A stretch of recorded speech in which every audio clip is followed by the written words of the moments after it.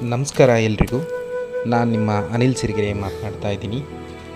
ಇವತ್ತಿನ ದಿನ ಒಬ್ಬ ಕಡು ಬಡ ಹುಡುಗ ಒಂದು ದಿನ ದೊಡ್ಡ ಶ್ರೀಮಂತನಾಗ್ತಾನೆ ಅನ್ನುವಂತಹ ಒಂದು ಒಳ್ಳೆಯ ಕಥೆಯನ್ನು ಹೇಳ್ತಾ ಇದ್ದೀನಿ ಸ್ನೇಹಿತರೆ. ಇದು ರಾಘವ ಎಂಬ ಹುಡುಗನ ನಿಜವಾದ ಹೋರಾಟದ ಕತೆ. ಒಂದು ಸಣ್ಣ ಹಳ್ಳಿಯಲ್ಲಿ ರಾಘವ ಬದುಕ್ತಾ ಇದ್ದ. ಅವನ ಮನೆಯಲ್ಲಿ ತುಂಬ ಕಡು ಬಡತನ. ಒಂದು ಹೊತ್ತು ಊಟ ಸಿಗುತ್ತೋ ಇಲ್ಲವೋ ಅನ್ನುವಂತಹ ಪರಿಸ್ಥಿತಿ. ಅವನು ಶಾಲೆಗೆ ಹೋಗುತ್ತಿದ್ದ, ಆದರೆ ಅವನಿಗೆ ಪುಸ್ತಕಗಳಿರಲಿಲ್ಲ, ಚಪ್ಪಲಿಗಳಿರಲಿಲ್ಲ. ಸ್ನೇಹಿತರು ಅವನನ್ನು ಗೇಲಿ ಮಾಡ್ತಾ ಇದ್ದರು. ಆದರೂ ಅವನು ತನ್ನ ಕನಸನ್ನು ಎಲ್ಲಿಯೂ ಬಿಟ್ಟಿರಲಿಲ್ಲ. ಅವನು ತನ್ನೊಳಗೆ ಪ್ರತಿ ಬಾರಿ ಹೇಳಿಕೊಳ್ತಾ ಇದ್ದ, ನನ್ನ ಪರಿಸ್ಥಿತಿ ಈಗ ಹೀಗಿದೆ, ಆದರೆ ನನ್ನ ಭವಿಷ್ಯ ಹೀಗಿರೋದಿಲ್ಲ. ಒಂದು ದಿನ ಆ ಹಳ್ಳಿಗೆ ಒಬ್ಬ ದೊಡ್ಡ ಉದ್ಯಮಿ ಬಂದ. ಅವರ ಕಾರು, ಅವರ ಜೀವನ ನೋಡಿ ರಾಘವನೊಳಗೆ ಒಂದು ಬೆಂಕಿಯ ಜ್ವಾಲೆ ಹೊತ್ತಿಕೊಂಡಿತು.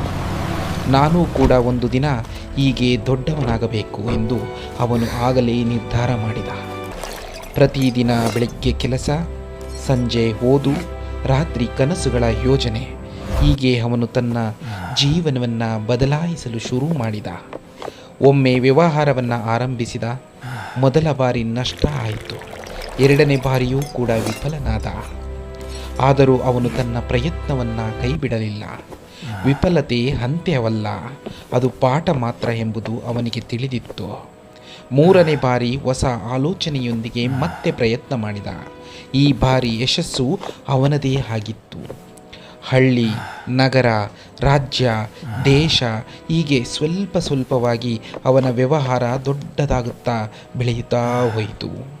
ವರ್ಷಗಳ ನಂತರ ಅದೇ ರಾಘವ ಈಗ ಕೋಟ್ಯಾಂತರ ರೂಪಾಯಿ ಹಣವನ್ನು ಗಳಿಸಿ ಶ್ರೀಮಂತನಾದ. ಅವನ ಬಳಿ ಈಗ ಕಾರು, ಮನೆ, ದೊಡ್ಡ ಕಂಪನಿ ಎಲ್ಲವೂ ಇದೆ. ಆದರೆ ಅವನು ತನ್ನ ಹಳ್ಳಿಯನ್ನು ಮರೆತಿಲ್ಲ.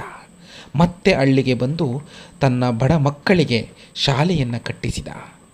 ಬಡತನ ಶಾಶ್ವತ ಅಲ್ಲ, ಕನಸು ಮತ್ತು ಪರಿಶ್ರಮ ಇದ್ದಲ್ಲಿ ಯಶಸ್ಸು ಕಟ್ಟಿಟ್ಟ ಬುದ್ಧಿ. ಕೈ ಬಿಡದವನು ಗೆಲ್ಲುತ್ತಾನೆ. ಕನ್ಸಿಸ್ಟೆನ್ಸಿ ಎಂಬುದು ಯಶಸ್ಸಿನ ಮೂಲ ಮಂತ್ರ. ಈ ಕತೆ ನಿಮಗೆ ಇಷ್ಟವಾದರೆ ಲೈಕ್ ಮತ್ತು ಸಬ್ಸ್ಕ್ರೈಬ್ ಮಾಡಿ. ಈ ವಿಡಿಯೋ ವೀಕ್ಷಣೆ ಮಾಡಿದ್ದಕ್ಕೆ ತಮ್ಮೆಲ್ಲರಿಗೂ ಹೃತ್ಪೂರ್ವಕವಾದ ಧನ್ಯವಾದಗಳು.